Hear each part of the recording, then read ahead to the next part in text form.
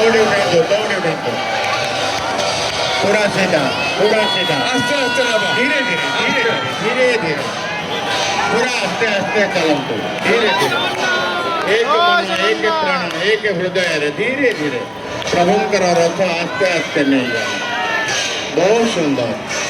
बोलो जगन्नाथ भगवान की बोलो जगन्नाथ भगवान की बोलो जगन्नाथ भगवान की बोलो सुभद्रा देवी की बोलो सुभद्रा देवी की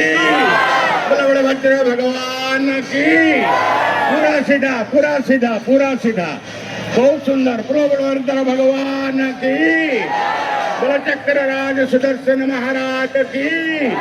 हरि बोलो हुड़हुड़ी दियंतु माँ भौणी माने